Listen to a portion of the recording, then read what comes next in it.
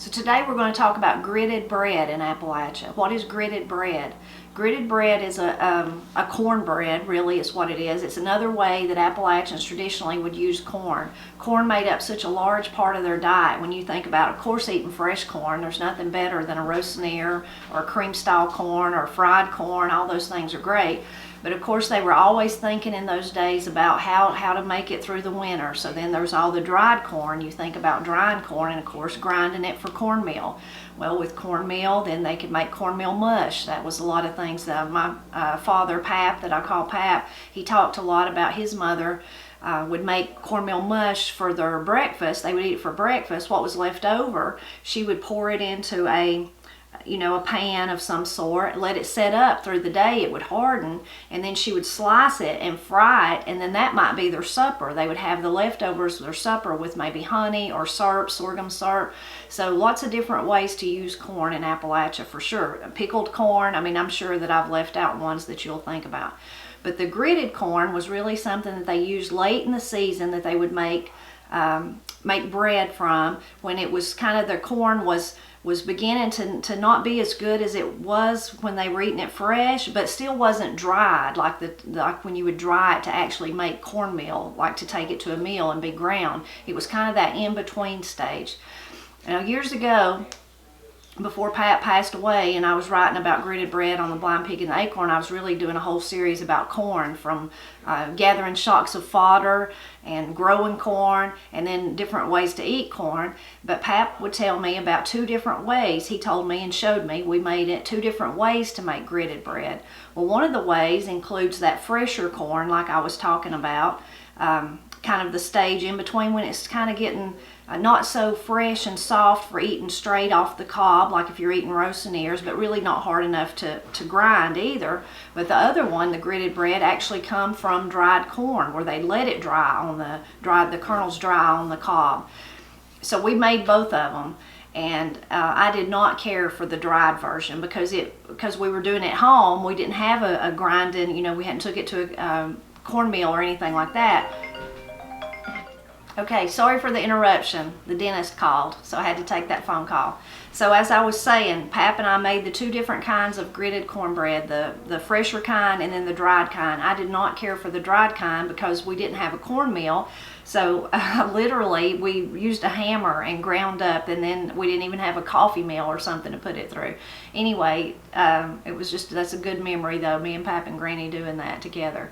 But I did not care for it, but the other was really good, and Pap said that's what he preferred as well.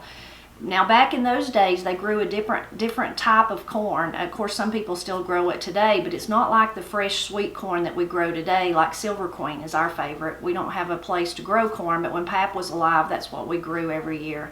But in those days, they grew more of a corn that would dry better, so it was kind of a different kind of corn. So we were up against that too, which I think me and Granny and Pap did use hickory cane. That's an old variety. I think that's what we were using. They used to grow some of it because they made hominy. That's another thing I forgot to mention when I was listing all the different ways to eat corn. Hominy was a way, and Granny and Pap would make it. And I love hominy. You'll have to tell me if you do too. Anyway, I have several different recipes for gridded corn. Now, we're going to be making and talking about today primarily that one I was talking about when the corn is kind of getting where it's not as good fresh like it was, like when you first get it, it starts coming in the season, but when it's not fully dried either. So Sydney Sailor Farr, her cookbook, More Than Moonshine, is my favorite Appalachian cookbook, so I'm going to read you what she has to say about it. And she has several different recipes in her book. When corn's too hard for the table and too soft for the cow, Mother used to say, it's just right to make gridded cornbread.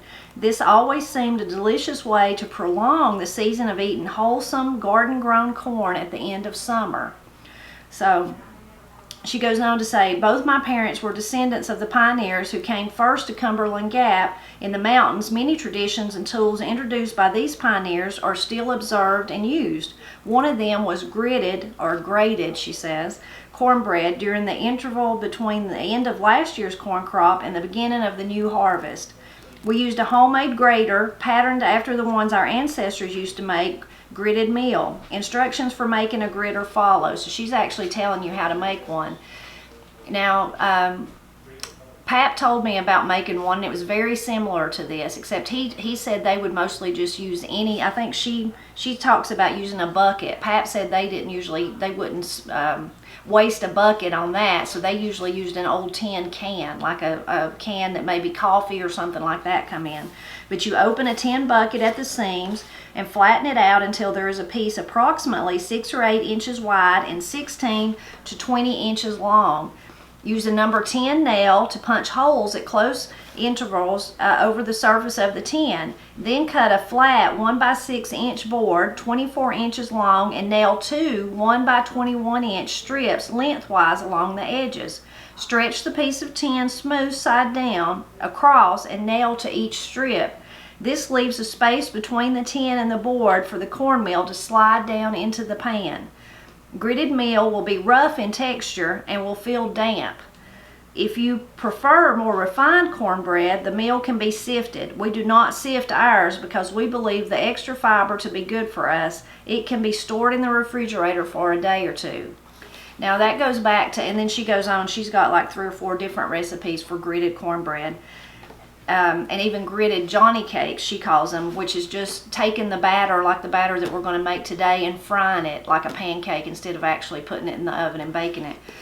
But when she talks about, so see, her corn that she's talking about using is much drier than what I'm using today, and it was a different type of corn too. That makes a difference. So what I'm using today and what other people, some other recipes I'll read you, what's more common today for people that make gritted bread to use is more of it's not just damp, it's actually milky. The milk's still in the corn. So that's a difference in what she was describing and what we'll do today. Another one comes from, that I was going to talk about a little bit, or read from you, comes from The Folklore and Art of Southern Appalachian Cooking, which is really Smokehouse Ham, Spoon Bread, and Scoopernong Wine by Joseph E. Dabney. It's a great cookbook too. So this is what he says. Some mountain people swear gritted cornbread is the tastiest variant of the cornbread art, being a blend of cornbread, spoon bread, and creamed corn. The late William Riley Talent of Western North Carolina declared that when gritted bread comes from the oven, all crisp and brown and steaming, it makes a body's mouth water. True gritted bread can be baked only during a brief period, usually in October, when corn reaches gritting size. That's when the grains have hardened a bit but still retain some thin milk in their ears. Old-time mountain folk milked the corn with homemade gritters, tin sheets punched with nail holes, providing a nice, sweet, milky corn pulp and almost always guaranteeing a tasty bread. So then they go on, the recipe actually that he shares, it's adapted from the one from Sidney Saylor Farr's book, so that's the same one. There's one more recipe, which he doesn't say anything about it, but John Paris, one of my favorite writers about Appalachia, especially about the part of Appalachia I live in, the southern highlands of Appalachia, mountain cooking.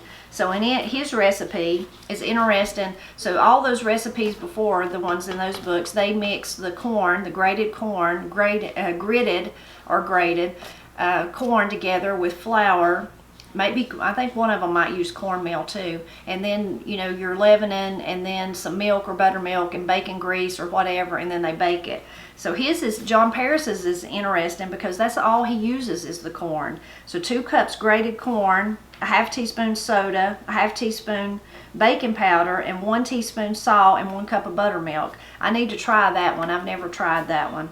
So that one's interesting. So those are the varying different ways to think about gritted cornbread, or gritted bread is what Pap called it. And now I'm going to show you how to make it, but I'm going to show you the way Pap taught me to make it. So it's slightly different than the ones in those books, but it's just like any kind of cornbread recipe. It varies by person, whether they like sweet milk or they like buttermilk, whether they want to put bacon grease in it or they want to use canola oil or something like that, even down to the type of cornmeal. Everybody has their personal preference. But so today though, we're going to make Pap's gritted bread.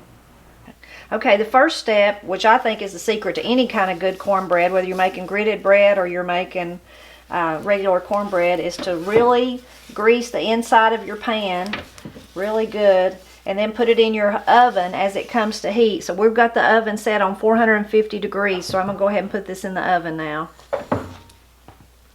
So this is the corn we're going to use for the gritted bread. And like I was saying, it probably, in the old days, they wouldn't have been using this kind of corn. What I'm using is sweet corn. This is Silver Queen. What I've done is I've allowed it to dry out from when I actually got it from Farmer Tim down the road. And I've let it dry. You can see the kernels are kind of getting a little shriveled there. So that's what we want.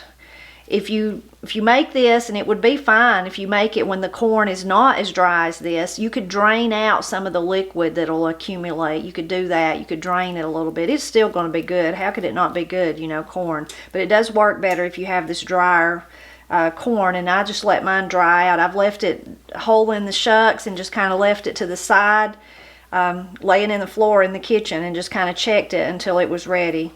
So now we're going to, I don't have a grater like Sydney Sailor Farr was describing, nor like the one that Pap made out of the tin can, but so I'm just using my regular grater, and it's just really as simple as grating the corn. And a lot of people that make cream corn, they may do this. They may use a grater in this same fashion.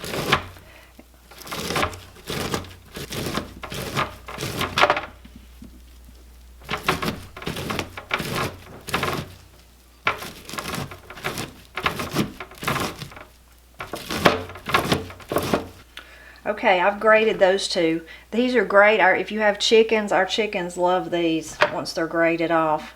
But you can see the texture. It's still milky, but it's not so soupy that it's running out from underneath.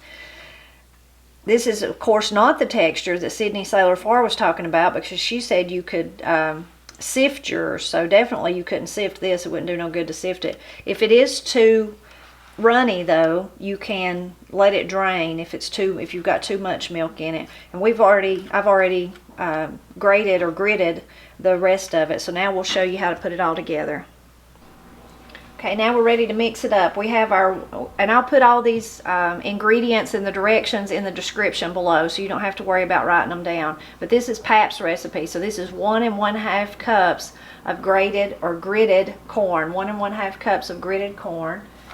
We're going to add 2/3 cup of plain flour or all-purpose flour. We're going to add a teaspoon of baking soda, a teaspoon of salt, and a teaspoon of baking powder. We're going to mix that in.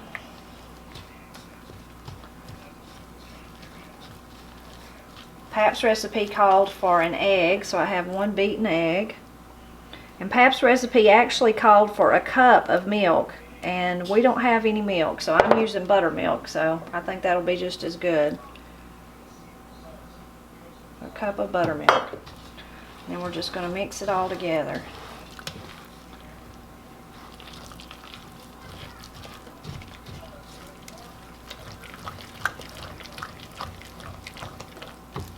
And you can see it's a really loose batter. I don't remember which, I guess it was Joseph Dabney that said it was like a pancake batter. That's almost how thin it is, for sure.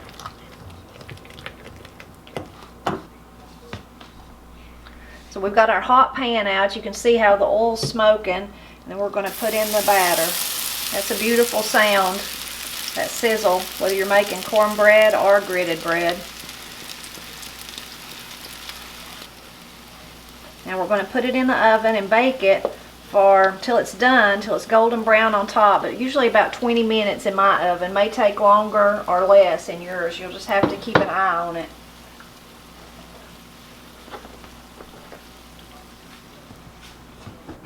So I just got the gritted bread out of the oven. The texture on the inside is just much softer than regular cornbread because of that fresh corn. I think that Joseph Dabney really gets it right when he was talking about that it's in between cornbread and spoon bread, if you've ever had spoon bread and you spoon it out. So very good. Totally different texture than cornbread though, but so good. You can really taste the fresh corn. But the outside still retains that crunchy. It's very good. You got to try gritted bread. So good. Since I used buttermilk, I did not put in bacon grease. Pap's recipe calls for 2 tablespoons of bacon grease, but I didn't put that in since I used buttermilk instead of sweet milk, because buttermilk has fat in it, but bacon grease would be really good in it too. And the buttermilk, you can't really even taste it, but it has it's just really good. It's really good with sweet milk and the bacon grease too, though. I mean, how can you go wrong, right? It's just really good.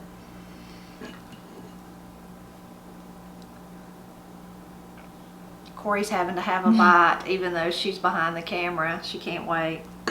Mmm. Good? Mmm. I mean, it's corn and it's bread. How could you not like it? Right. Mmm. It's corn and it's bread. How could you not like it? It's really good. Mmm. Really good. Another way that you could do it is, like I said, and that's, Pap would do his like that a lot of times, is instead of putting it in the oven like I did, that's just the easy way to me, is to put it all in there and put it in the oven. Especially if you've got time. Now, if you were in a hurry, it would be easier to do it Pap's way, but he would just fry them like Sydney Sailor Farr, like I said, that she had a Johnny cake. She called it gritted Johnny cakes, that recipe. So that would be, you make up your batter the exact same way, and then you just fry it in a frying pan on top of the stove instead of actually baking it. Either way is really good though. But I hope that you'll leave me a comment and tell me, have you had gritted bread before? Are you familiar with it? If you grew up eating gritted bread with your parents or your grandparents, please tell me how they made it. And did they use, have you ever seen one of those old-timey gritters like Pat made that I was talking about? And I have no clue what happened to the one that he made. And it was just out of a tin can. It wasn't the big elaborate one that Sydney Sailor Farr described. But please leave me a comment and tell me about that. And I hope that you'll keep dropping back by, and we'll keep talking about Appalachian foodways and celebrating Appalachia.